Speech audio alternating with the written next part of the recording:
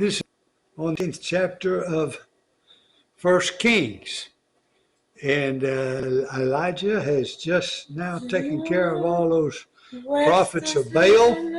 And that really irritated Jezebel. Ahab told Jezebel all that Elijah had done and how he had killed all the prophets with the sword.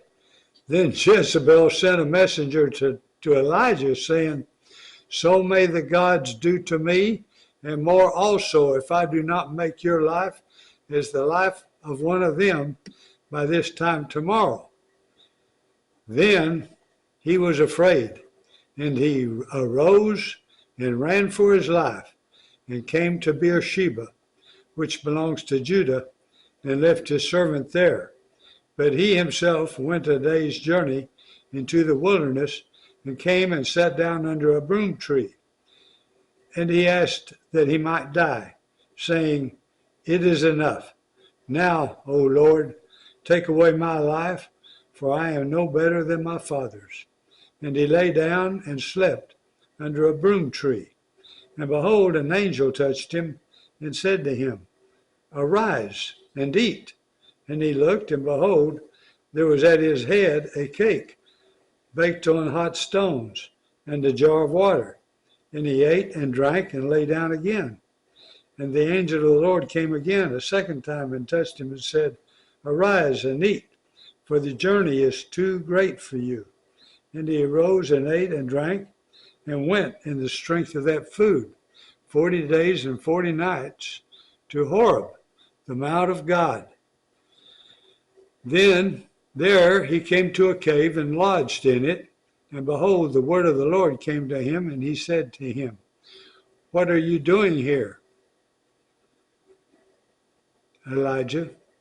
He said, "I have been very jealous for the Lord, the God of hosts, for the people of Israel have forsaken your covenant, thrown down your altars, and killed your prophets with the sword. And I, even I only, am left, and they seek my life to take it away." And he said, "Go out and stand on the mount before the Lord." And behold, the Lord passed by, and a great and strong wind tore the mountains and broke in pieces the rocks before the Lord. But the Lord was not in the wind.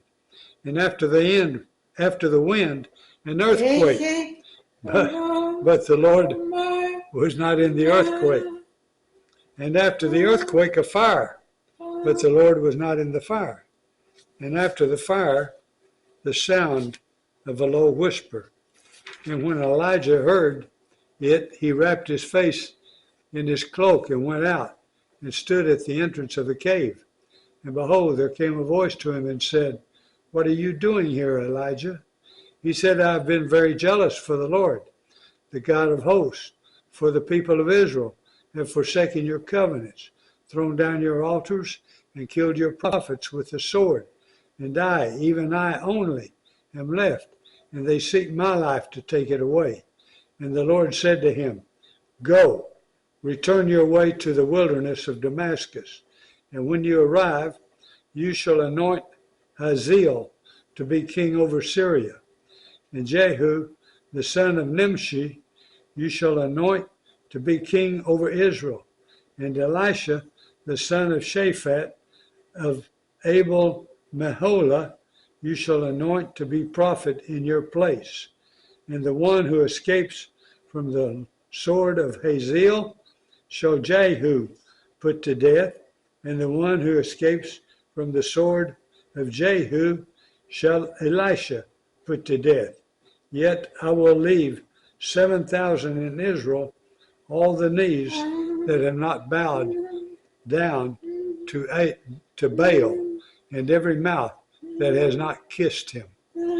So he departed from there and found Elisha, the son of Shaphat, who was plowing with 12 yoke of oxen in front of him, and he was with the 12th.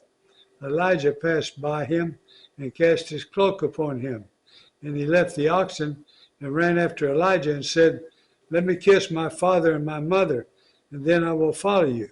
And he said to him, "Go back again, for what have I done to you?"